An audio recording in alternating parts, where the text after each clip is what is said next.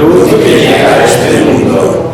Nosotros sabemos que tú has venido de Dios para ser nuestro maestro y que enseña los caminos de la verdad.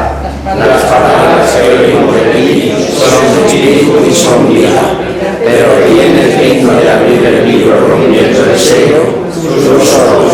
Tú pediste cuidado con nosotros y nos compraste a Dios con tu sangre. Danos a conocer los misterios del reino de Dios y las sagradas riquezas de tu corazón. Descúbrenos los tesoros de la sabiduría y de la ciencia de Dios que en ti se ocultan. Haz que tu palabra penetre en nuestras almas, guíe cada uno nuestros pasos, ilumine nuestra senda hasta que amanezca el día y se disipen las tinieblas. Tú que vives y reinas por los siglos de los siglos. Amén. Muy bien. Pues bienvenidos a este encuentro semanal con la palabra. Terminamos el último día de comentar el primer capítulo de los 5 que tiene la Carta de Santiago.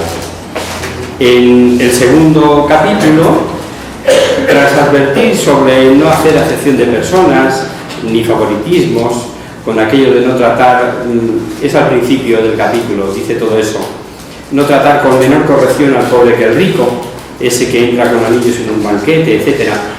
Y nos invita a ser misericordiosos si queremos que tengan misericordia con nosotros. Desembocamos de pleno en esos versículos por los que, entre otras cosas, es muy conocida esta carta de Santiago y que vamos a empezar leyendo. Está en el capítulo 2 y leemos del 14 al 26, seguidito.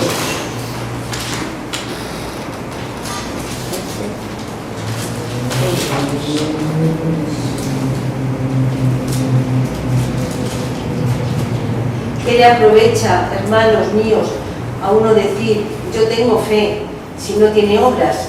¿Podrá salvarle la fe? Si el hermano o la hermana están desnudos y carecen de alimento cotidiano, y algunos de vosotros les dijere, id en paz, que podáis calentaros y hartaros, pero no les diréis con qué satisfacer la necesidad de su cuerpo. ¿Qué provecho les vendría? Así también la fe, si no tiene obras, es de suyo muerta. Mas dirá alguno, tú tienes fe y yo tengo obras. Muéstrame sin las obras tu fe, que yo por mis obras te mostraré la fe. ¿Tú crees que Dios es uno? Haces bien, mas también los demonios creen y tiemblan. ¿Quieres saber, hombre vano, que es estéril la fe sin las obras? Abraham nuestro padre no fue justificado con las obras cuando ofreció sobre el altar a Isaac su hijo. ¿Ves cómo la fe cooperaba con sus obras y que por las obras se hizo perfecta la fe? Y cumplióse la escritura que dice, pero Abraham creyó a Dios y le fue imputado a justicia y fue llamado amigo de Dios. Ved pues cómo por las obras y no por la fe solamente se justifica el hombre. Y asimismo Rahab, la meretriz, no se justificó por las obras recibiendo a los mensajeros y despidiéndoles por otro camino, pues como el cuerpo sin el espíritu es muerto, así también es muerta la fe sin las obras. Correcto, hasta ahí, muchas gracias. Expone claramente en primer lugar la tesis de que la fe sin las obras no vale para salvar al hombre, dándole una forma un tanto dramática mediante esos dos interrogantes. Santiago no pone en duda la necesidad de la fe para la salvación, la supone, la presupone.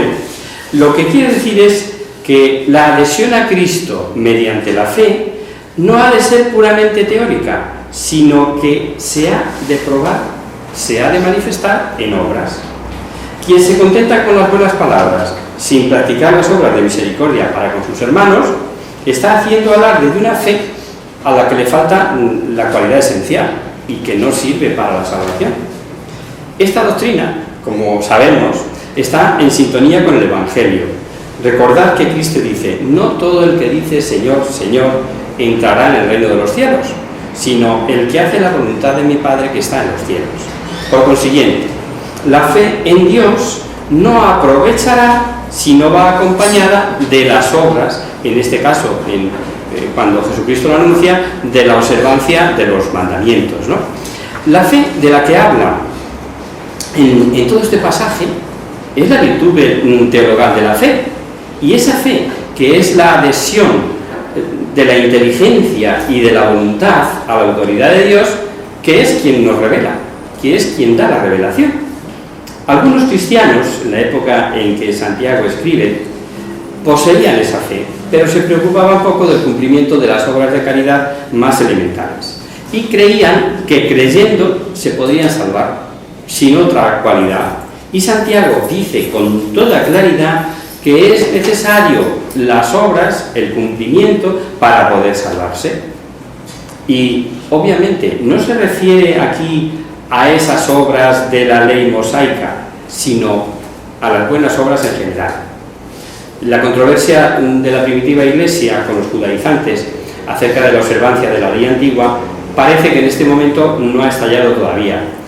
Por eso esta es una de las razones que arguíamos el lunes pasado, acerca de que esta carta, con toda probabilidad, es anterior a las cartas de Pablo, que, como sabéis, enseña, no va en contra de lo que dice Pablo, sobre todo en Gálatas y en Romanos, que es el caballo de batalla, que es donde Pablo habla de la fe.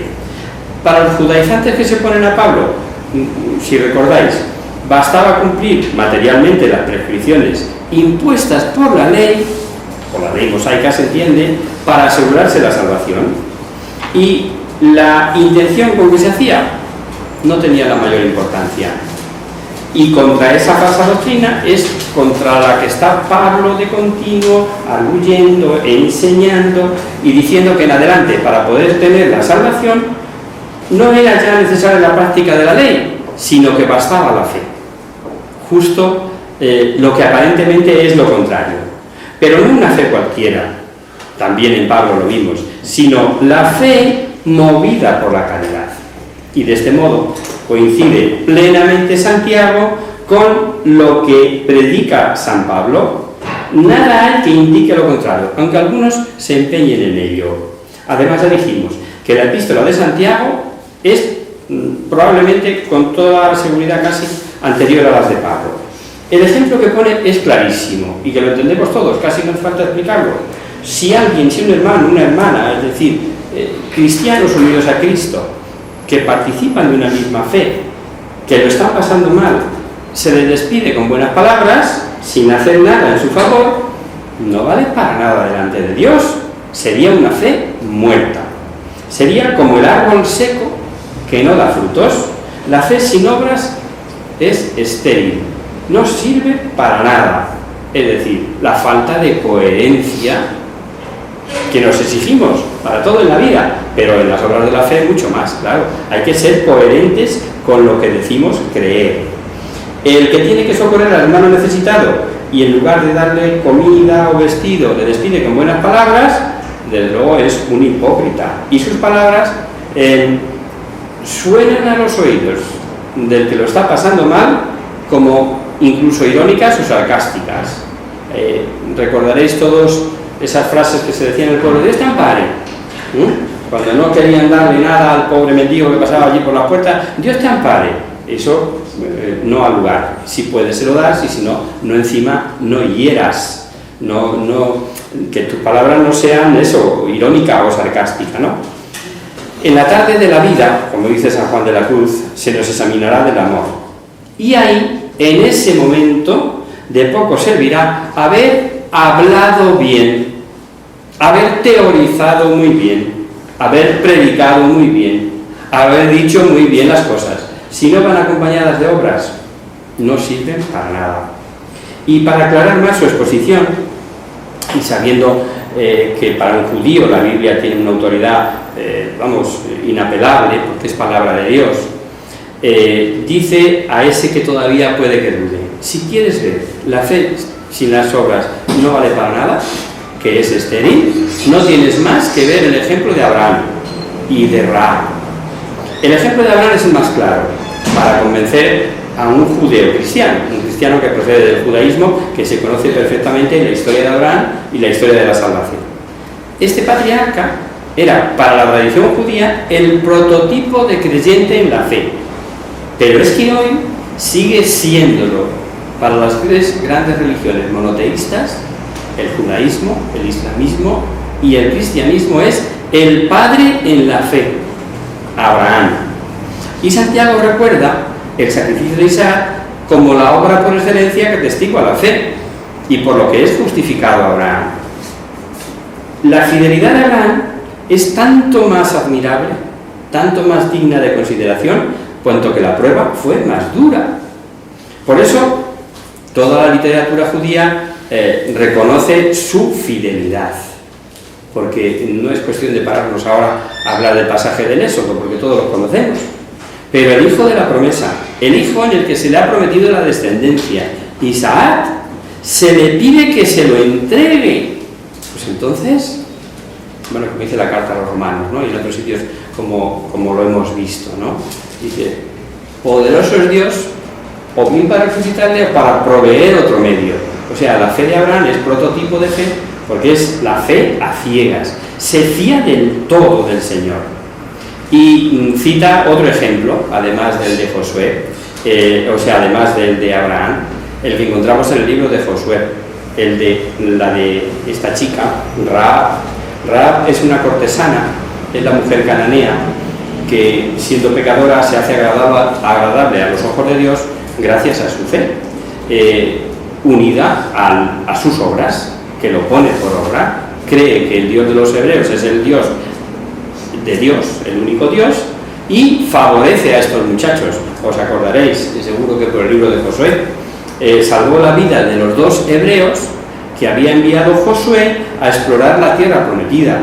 Les pillan, les toman por espías, pues fijaros la que os puede imaginar, ¿no? Y esta mujer cree que Yahvé es el verdadero Dios del cielo y de la tierra, y que a él le había entregado la tierra de Canaán, a los israelitas, y su fe era viva, activa, une las obras de la caridad, la obra de lo que cree en favor de aquellos perseguidos. Por tanto, su fe queda patente por la obra que realiza. A causa de las obras unidas a la fe, Rahab obtiene el perdón, la justificación y se hace agradable a los hijos de Dios. Pero hasta el punto de que figura o está incorporada entre los antepasados del Mesías. Ese es Dios, que no deja esto sin pagar, vamos, o sea, ni un vaso de agua quedará sin recompensa. Pues Santiago concluye con un ejemplo clarísimo para decir que la fe sin obras está muerta.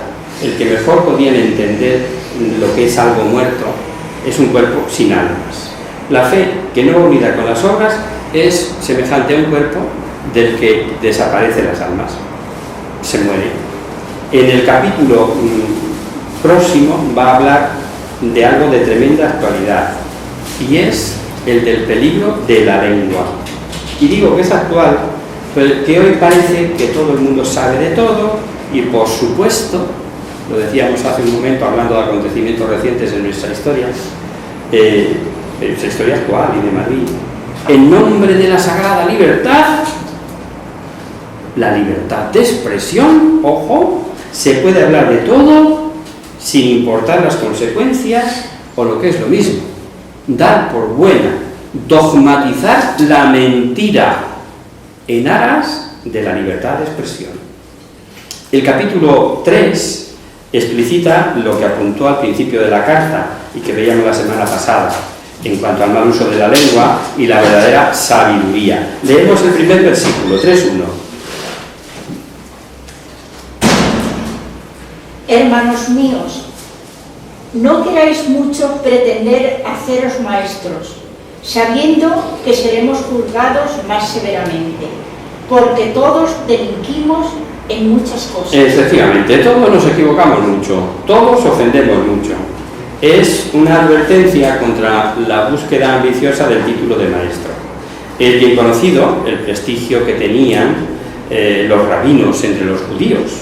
Tenían esa aureola de sabio eran tratados con honores, y también en los comienzos del cristianismo la Iglesia tiene sus maestros, pero los apóstoles tuvieron que estar muy pendientes en las comunidades cristianas esa ambición de querer erigirse en doctores, erigirse en maestros.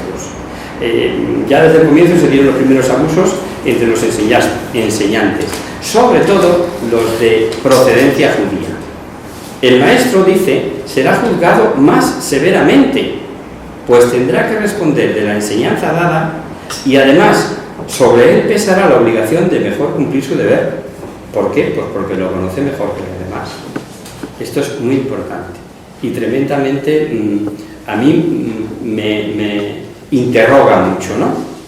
Es una tremenda responsabilidad para los que usamos la herramienta de las palabras. No nos consideramos maestros, por supuesto, pero el consejo de Santiago nos viene de maravilla, sobre todo sabiendo o conociendo el paño, como dicen por mi tierra, sabiendo que somos fallones, llenos de debilidad, como dice la carta de San Juan y que veremos en su día próximamente. Si dijéramos que no tenemos pecado, nos engañaríamos a nosotros mismos y la verdad no estaría en nosotros. Y eso lo leeremos próximamente. Bien, pues en esta línea de argumentación va a advertir ahora de la falta de dominio en el uso de la lengua y las consecuencias. Vamos a escucharlo. Leemos ahora del 2 al 11 de este capítulo 3. Todos faltamos de muchas maneras. Si uno no falta en las palabras, es un hombre perfecto, capaz de refrenar también todo su cuerpo. Metemos el freno en la boca de los caballos para que nos obedezcan y podamos así dirigir todo su cuerpo. De la misma manera, las naves que aun siendo tan grandes y azotadas por los vientos impetuosos, son dirigidas por un pequeño timón, según la voluntad del piloto.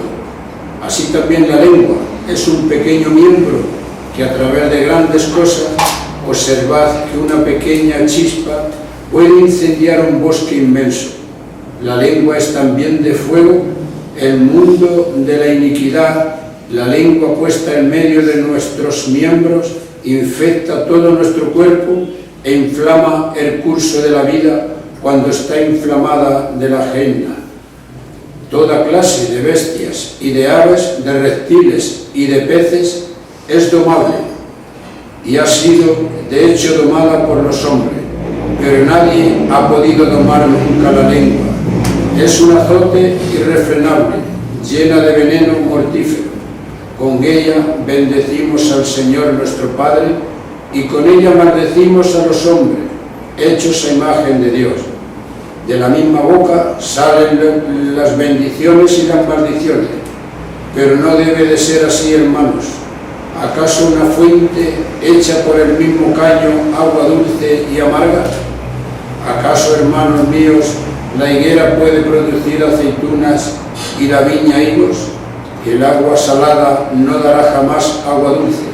Quien es sabio y experimentado entre vosotros, hasta ahí, suficiente, ¿no? Muestre su buena voluntad.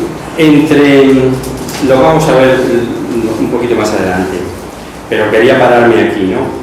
Entre todos los pecados, los cometidos con la lengua son los más frecuentes y los más difíciles de evitar.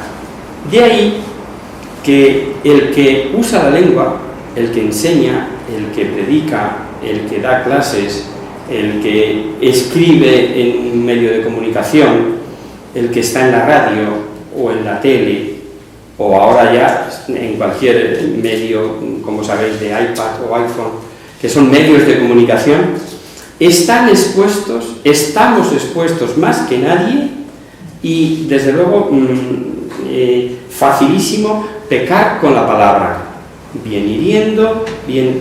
El dominio de la lengua es un signo de fuerza moral y de santidad que dispone al hombre para afrontar victoriosamente todas las tentaciones. Y porque no existe esa fuerza moral en el hombre, y bueno, por más razones, a veces incluso por falta de profesionalidad, pues se da lo que se da, y oímos lo que oímos, y leemos lo que leemos. Dominar la lengua es una de las cosas más difíciles. Las consecuencias del freno de la lengua se manifiestan en toda la conducta de la persona, pero no es nada fácil. Y pone el ejemplo de cómo el hombre es capaz de domar todos los animales, y pone los más dispares de la naturaleza. Y sin embargo la lengua no la domamos así como así. Peor aún, con la misma lengua decimos cosas buenas y decimos cosas malas. Bendecimos y maldecimos, que es decir bien y decir mal. Eso es bendecir o maldecir. Y esto pues es una barbaridad, ¿no? Y no hay comparación en la naturaleza, y pone 3 ejemplos. Una fuente no echa agua por el mismo caño agua dulce y agua amarga, ni la higuera produce uvas, ni la vid higos, ni tampoco un manantial puede dar a la vez agua salada y dulce. El lenguaje puede parecer hiperbólico o exagerado, pero desgraciadamente es cierto. Lo era entonces, cuando escribe la carta a Santiago, y lo es ahora, y demuestra la preocupación de Santiago porque los que enseñen con verdad. Y esto exige obviamente formación. Si no te formas, si no sabes de lo que vas a hablar, mejor no te pongas. Por eso, ahora, después del mal uso de la lengua, va a hablar de los peligros de la falsa sabiduría, del falso saber. Leemos del 3, donde estábamos, del 12 al 16.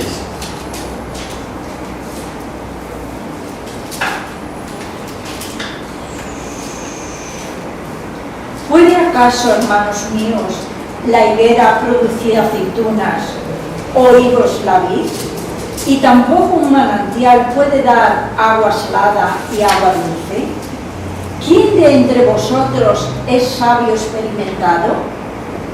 Pues muestre con buena conducta sus obras realizadas con sabia mansedumbre.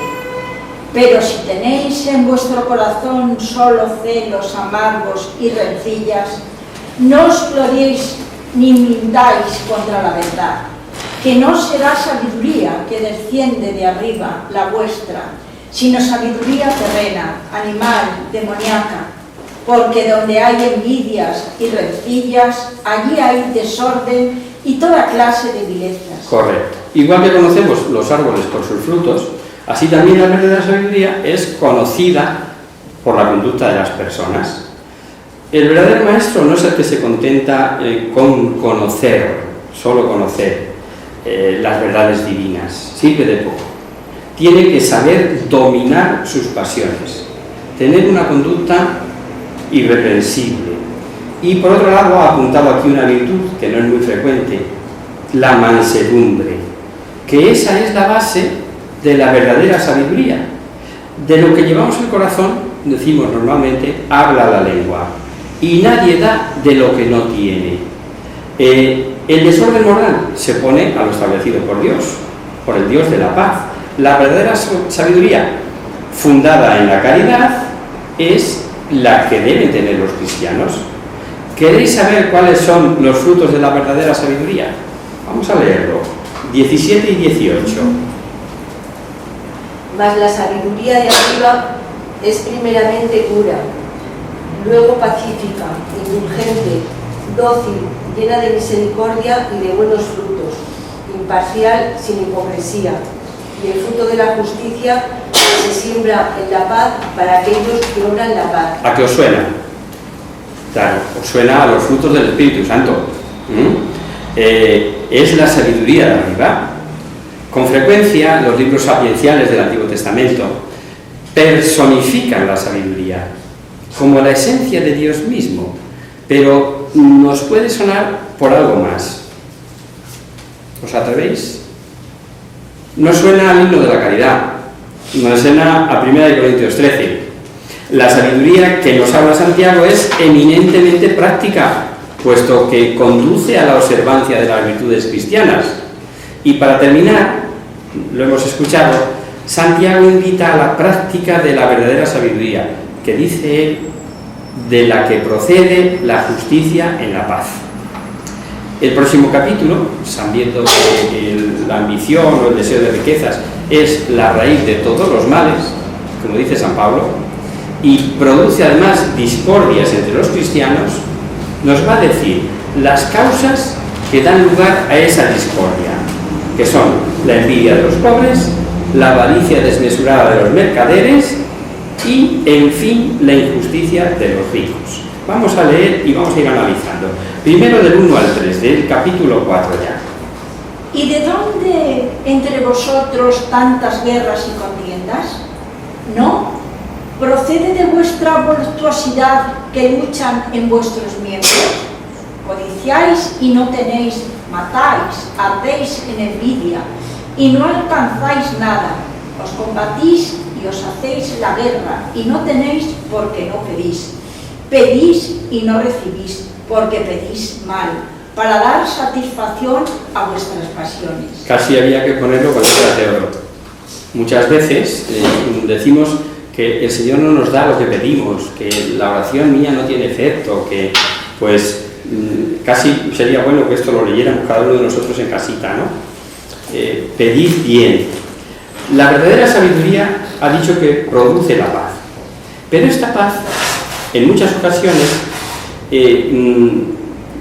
es turbada por querellas, por conflictos, y nos dice que la causa son las pasiones desordenadas nuestras, es decir, la búsqueda de placeres, el deleite de los sentidos, la comodidad de la vida, y añade, las guerras y contiendas provienen de eso, de los bienes que no se poseen y que se desean ardientemente, y entonces a la ganancia rápida, y surge entonces, cuando no se consigue, la irritación, la frustración, el enfrentamiento, que en muchas ocasiones acaba como acaba, en verdadera oposición frontal o a veces soterrada, pero en oposición con los hermanos.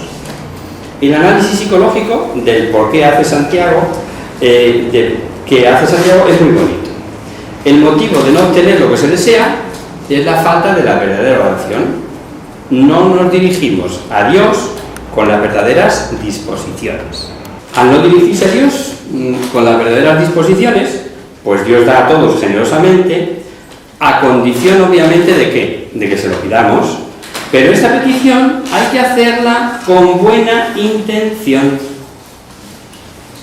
Recordáis seguro el latiguillo que nos decían de pequeñitos y que es aplicable a todo tipo de edad. Buscad ante todo el reino de Dios y su justicia, y todo lo demás se os dará por añadidura. Claro, el problema es que muchas veces pedimos la añadidura a lo primero.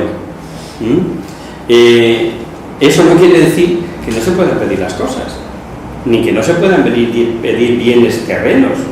De hecho, nuestro Señor, en el Padre Nuestro, nos lo recomienda. Nos dice, pedir el pan cotidiano y demás bienes de la tierra. Es decir, los necesarios para la vida. ¿A condición de qué? De que se haga con recta intención. Claro, ahí está la clave. O sea, como objeto o como con ocasión de cumplir mejor la voluntad de Dios, como dice también la primera de Juan. Estas cartas están todas muy relacionadas. Si pedimos alguna cosa conforme su voluntad, oiremos ahí en la primera de Juan, Él nos oye. La segunda causa de estas discordias, he dicho que el amor del mundo. Vamos a leer del 4 al 6. Adúlteros, ¿no sabéis que el amor del mundo es enemigo de Dios? Quien pretende ser amigo del mundo se constituye enemigo de Dios. ¿Os pensáis que en vano dice la Escritura, el espíritu que mora en vosotros se deja llevar de la envidia? Al contrario, Él da mayor gracia, por lo cual dice, Dios resiste a los soberbios, pero a los humildes da la gracia. Dios quiere para sí todo el amor del hombre, y eso es incompatible con el amor del mundo, pero esa exigencia es difícil de cumplir. De eso somos todos testigos, porque el mundo nos atrae con un montón de cosas. Por eso Dios ama ardientemente, dice la carta, que nos otorga mayor gracia a fin de que podamos llevar a término algo tan difícil. ¿A quiénes otorga esa gracia? Sin duda a los humildes. Los soberbios son más amadores del mundo y en consecuencia menos amadores de Dios.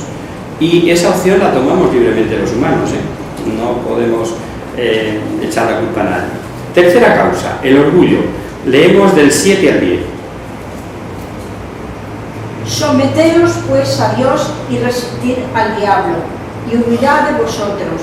Acercaos a Dios, y Él se acercará a vosotros. Lavaos las manos, pecadores, y purificad vuestros corazones, almas dobles. Sentid vuestras miserias, llorad y lamentaos, conviértase en llanto vuestra risa y vuestra alegría en tristeza. Humillaos delante del Señor y Él os ensalzará. Contra soberbia humildad, dice el catecismo, y ese es el remedio. Y lo vuelvo a decir ahora hablando del orgullo. Venceremos el mal sometiéndonos a la voluntad de Dios. El diablo no tiene poder sobre nosotros, sino en la medida en que nosotros le dejemos, se lo permitamos. Y si nos acercamos a Dios, mayor será la ayuda para resistir el mal. Y este acercarse no es algo teórico, o meramente intelectivo. De nuevo Santiago nos hace aterrizar en lo práctico. Lavar vuestras manos, purificar vuestros corazones. ¿Qué es? Purificar las acciones venciendo el orgullo. Cuarta causa. Voy un poquito rápido porque quiero terminar la carta de Santiago, porque el programa se nos va comiendo. La cuarta, la maledicencia. Leemos 11 y 12. No murmuréis unos de otros, hermanos. El que murmura de su hermano o juzga a su hermano, murmura de la ley, juzga la ley. Y si juzgas la ley, no eres ya cumplidor de ella, sino juez. Uno solo es legislador, el juez que puede salvar y perder, pero tú, ¿quién eres para juzgar a tu prójimo? De nuevo, como veis, salen a reducir los pecados de la lengua.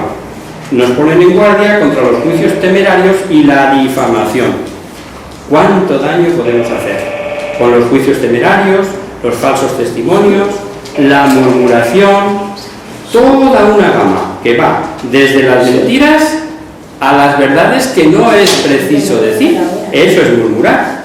En el fondo es una falta de caridad para con los hermanos, porque el juzgar solo corresponde a Dios, y ponerse en su lugar es de nuevo soberbia. Por eso la humildad es el verdadero fundamento de la caridad. Y a vueltas con lo mundano, haciendo del dinero el sustituto de Dios, advierte ahora Santiago a los ricos, en particular a los comerciantes cristianos. Vamos a leerlo. 4 del 13 al 17. Y vosotros lo que decís, hoy o mañana iremos a tal ciudad y pasaremos allí el año y negociaremos, lograremos buenas ganancias. ¿No sabéis cuál será vuestra vida de mañana? Pues sois humo que aparece un momento y al punto se disipa. En vez de esto, debíais decir, si el Señor quiere y vivimos, haremos esto o aquello. Pero de otro modo os jactáis fanfarronamente, y esa jactancia es mala. Pues al que sabe hacer el bien y no lo hace, se le imputa a pecado. Efectivamente, ¿os suena esto? ¿Para el siglo XXI? ¿A que sí? ¿A qué es aplicable? Santiago no critica el comercio en cuanto tal, sino que advierte y reprende a los comerciantes por el espíritu mundano en que cifran sus ambiciones. Le duele que obren solo por el afán de ganancia y se olviden totalmente de la providencia divina. Por eso les invita a reflexionar sobre la caducidad de la vida. El mañana no nos pertenece. El futuro está únicamente en manos de Dios. Lo ha dicho él, si Dios quiere. ¿Os puedo contar un chiste? ¿Sí? Contaban en mi pueblo que se encuentran dos en la plaza y dice, oye, mañana voy a por una carga leña. Y dice el otro, hombre, se dice si Dios quiere. Dice si quiere como si no quiere. Mañana voy a por una carga leña. Y de nuevo al día siguiente se encuentran en medio de la plaza. Le dice, hombre, ¿tú qué haces aquí? Pues no ibas a por una carga leña. Dice, si Dios quiere, se me murió el burro anoche. Ya el si Dios quiere por delante, por si acaso, ¿no? Bueno, es un poco malo, pero yo creo que ilustra bastante. Termina Santiago el capítulo con una máxima general, como es costumbre en él. Los hombres que conocen sus deberes y no los cumplen, pecan. Parece que esto suena un poco fuerte. Así, como que... Pues sí, Y es que sencillamente estamos acostumbrados a no considerar como pecados los pecados de omisión. Y como a renglón seguido pasa al siguiente capítulo, que ya es el último a desglosar, vamos a hablar en primer lugar de las alegrías engañosas de los ricos. Leemos del 1 al 6. Y vosotros los ricos, llorad a Cristo por las desventuras que os van a sobrevenir. Vuestra riqueza está podrida, vuestros vestidos consumidos por la polilla, vuestro oro y vuestra plata comidos de orín, y el orín será testigo contra vosotros y roerá vuestras carnes como fuego. Habéis atesorado para los últimos días. El jornal de los obreros que han segado vuestros campos, defraudado por vosotros, clama, y los gritos de los segadores han llegado a los oídos del Señor de los ejércitos. Habéis vivido en molicie sobre la tierra, entregados a los placeres, y habéis cebado vuestros corazones para el día del degüello. Habéis condenado al justo, le habéis dado muerte sin que él os resistiera. Y tras esta advertencia, que no precisa comentario y que se adelanta a toda la doctrina social de la Iglesia y a todas las prédicas y consignas de muchos sindicatos que nada lo tienen en la boca, ¿veis? Es anterior. Santiago ya lo dice, que no es justo defraudar al obrero lo que le corresponde, y que clama con gritos al cielo, que es que no es de hoy, ¿no? Pues bien, después de esto exalta la virtud de la paciencia, a evitar el perjurio, a acudir a Dios en la oración, a la corrección fraterna, y como una joya de inestimable valor nos hablará de un sacramento, el de la extrema unción, que decíamos, más propiamente el sacramento de la unción de enfermos. Leemos acerca de la paciencia, que he dicho primero, 5 del 7 al 11.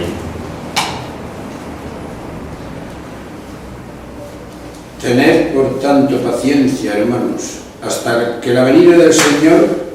Ved que el labrador espera el precioso fruto de la tierra, aguardando pacientemente hasta que caigan las lluvias tempranas y las tardías. Aguardad también vosotros pacientemente, fortalecer vuestros ánimos, porque la venida del Señor está próxima. No os quejéis, hermanos, unos de otros, para que no seáis juzgados. Ved que el juez está a las puertas. Tomad, hermanos, como modelo de constancia y de paciencia a los profetas que hablaron en nombre del Señor. Sigo. Sí. Mirad cómo tenemos por bienaventurados a los que fueron pacientes. Habéis oído la paciencia de Job y habéis visto el designio del Señor, porque el Señor es compasivo y misericordioso. Gracias, hasta ahí. Porque el Señor es compasivo y misericordioso. No se le ocurre mejor ejemplo para hablar de paciencia que el santo Job. Yo os recomiendo este libro del Antiguo Testamento, que me parece a mí que está poco leído, pues lo conocemos así vagamente, y nos sorprenderá lo importante de él, de todo el libro, claro, además de saltar la virtud de la paciencia, obviamente, y es que por lo que se le conoce, es precisamente la conclusión. Lo que dirá Job al Señor después de todas las vicisitudes por las que pasa. Le dice esto: solo de oídas te conocía, Señor. Y es que eso nos pasa muchas veces. No conocemos al Señor ahí, en primera persona, solo lo de oídas. Y el siguiente versículo, que le hemos dejado aparte, le he mandado parar a Vicente porque quería leerle aparte. Lee el 12. 5:12. Pero ante todo, hermanos, no juréis, ni por el cielo, ni por la tierra, ni con otra especie de juramentos, que vuestro sí sea sí y vuestro no sea no, para no incurrir en juicio. Segurísimo que esta cita nos suena. Son palabras que encontramos en el Evangelio de Mateo del propio Cristo. Pero a lo mejor no sabíamos que esta carta de Santiago también lo recoge. Jurar es poner a Dios por testigo de una mentira y es una falta de respeto para con Dios, intolerable. ¿Cómo se puede hacer garante de una mentira a quien es la verdad? Naturalmente, por eso es perjurio, ¿no? Cuando en una situación seria y concreta, es decir, si las condiciones debidas lo exigen o se impone el juramento, debemos saber que es lícito, que no es ilícito. Pero recurrir al juramento por sistema para que nos crean es tomar el nombre de Dios en vano. Así de sencillo. Decir sí o no y ya está. Eso es lo que recomienda el apóstol. Ni por el cielo, ni por la tierra, ni por Snoopy, que dicen los pijos. Ni siquiera. Y llegamos al otro pasaje de la carta en la que da doctrina sobre el sacramento que conocemos como la extrema unción. Leemos 5 del 13 al 18. ¿Está afligido alguno de vosotros? Ore. ¿Está de buen ánimo? Salmodie. ¿Alguno entre vosotros enferma? Haga llamar a los presbíteros de la Iglesia y oren sobre él, ungiéndole con óleo en el nombre del Señor. Y la oración de la fe salvará al enfermo, y el Señor le hará levantarse, y los pecados que hubiere cometido le serán perdonados.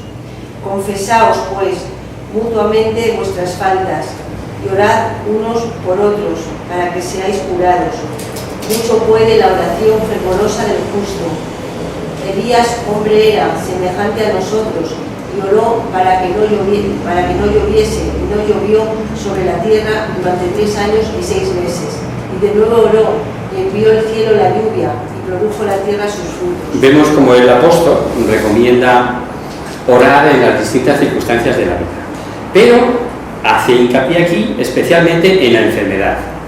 Es en este contexto en donde se introduce la instrucción acerca de la unción de enfermos, que ni es única, ni tiene por qué ser al final de la vida, cuando el cristiano esté muriéndose, y mucho menos cuando esté muerto, que era lo de antes, ¿no? No llamar al cura a ver si se asusta y se muere. Entonces, o sea, si vas a llamarle cuando esté muerto ya, pues casi mejor que no vayas, ¿no? Y lo dice aquí explícitamente Santiago. La oración es la medicina para todos los males, pues en ella se consigue reanimar el alma y se obtiene el auxilio o la gracia pedida.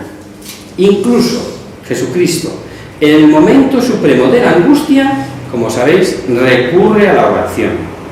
Y es preciso volvernos siempre hacia Dios y orar.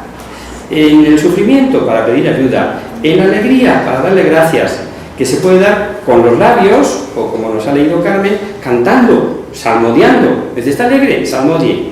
¿Está alegre? Cante. Dice, cuando estuvo aquí, casi vamos a llamar ya dentro de un mes, San Juan Pablo II, cuando estuvo en Sevilla, decía, he visto muchas maneras de rezar, y entre ellas la de cantando, pero nunca había visto que rezaras bailando, ¿no?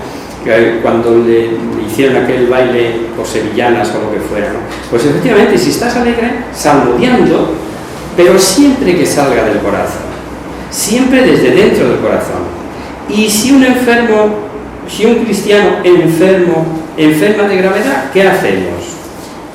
Pues dice Santiago, y aquí es donde se apoya la Iglesia de Trento para acá, invitando a la recomendación de ungir al enfermo, que haga llamar a los presbíteros de la Iglesia y orar sobre él, ungiéndole con el óleo en nombre del Señor.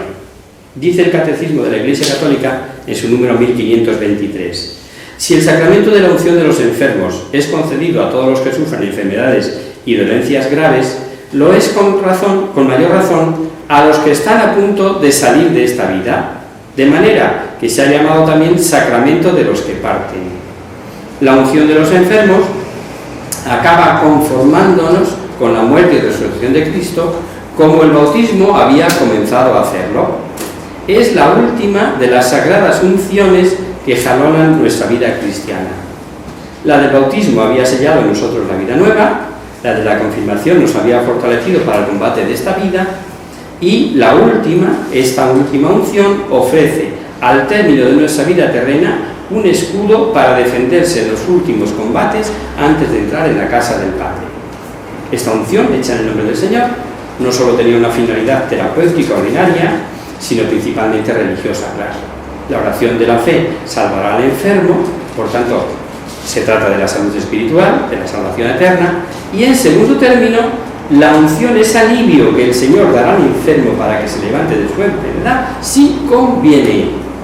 Y yo en esto he tenido alguna experiencia, y puedo atestiguarlo, de recuperar la salud cuando parecía que ya no había nada que hacer, y a raíz de la unción de enfermos, empezar a mejorar donde parecía que inminentemente iba a morir, ¿no? Es evidente que no le está diciendo Santiago que sanen todos de la enfermedad por recibir la unción de enfermos. Si fuera así, todos sanarían, claro. Y el tercer efecto, y ya me parece que vamos a terminar, es el perdón de los pecados, si los hay. Quedan perdonados. Y fijaros que Santiago no hace ninguna salvedad o reserva. Se entiende que son todos, los leves y los graves. Es un efecto propio de la unción de enfermos. Obviamente, si el enfermo puede después, porque se recupere, debe confesar sus faltas graves o manifestar públicamente su arrepentimiento, expresamente, no públicamente. Manifestar expresamente que estaba arrepentido. Y el rito de la unción, que como hemos visto describe Santiago, constituye un verdadero sacramento de la nueva alianza. Fue instituido por Cristo y nos dice la carta, y la carta no precisa ni el número de unciones ni la manera de hacerlas. No cabe duda que los presbíteros ya sabían administrar la unción cuando Santiago escribe, de donde se deduce que era usual en la Iglesia desde su comienzo. Añadir solamente que así lo concibió y realizó la Iglesia desde San Inocencio I, pasando por el Concilio de Florencia hasta el de Trento, donde se define como uno de los sacramentos instituidos por Cristo. Recomienda después Santiago la confesión de los pecados para todos los cristianos, en este caso ya enfermos o no, y de orar unos por otros para que os salvéis, y como ejemplo de la eficacia de la oración nos pone nada más y nada menos que el ejemplo de Elías, ¿no? Que primero pide no llover y luego llover. Y por último leemos ya 19 y 20, terminamos la carta. Del 5 leemos 19 y 20.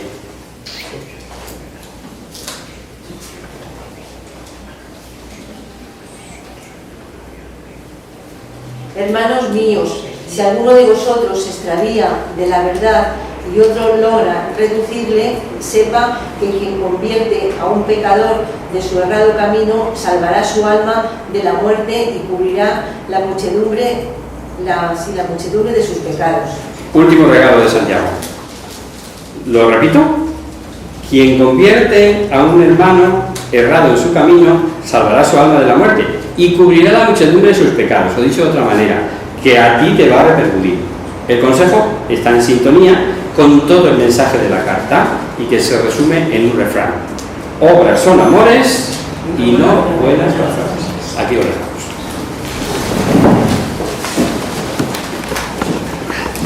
Virgen, bella como la luna, delicia del cielo, en cuyo rostro se miran los santos y se contemplan los ángeles. Haz que nosotros, tus hijos, nos parezcamos a ti, y que nuestras almas reciban un rayo de esa belleza tuya, que no te caiga con los años, sino que brille en la verdad. María, sol del cielo, despierta tu luna donde haya muerte, e ilumina los espíritus en que haya tinieblas. Reflejándote en el rostro de tus hijos, concédenos un destello de tu luz y tu fervor. María, poderosa como un ejército, conceda a nuestra vida la gloria. Somos tan débiles y que nuestro enemigo se ensoberbece con tantos estragos, mas con tu bandera nos sentimos seguros de vencerlo. Él reconoce el poder del bien y tiene la majestad de tu mirada. Sálvanos, María, bella como la luna, única como el sol.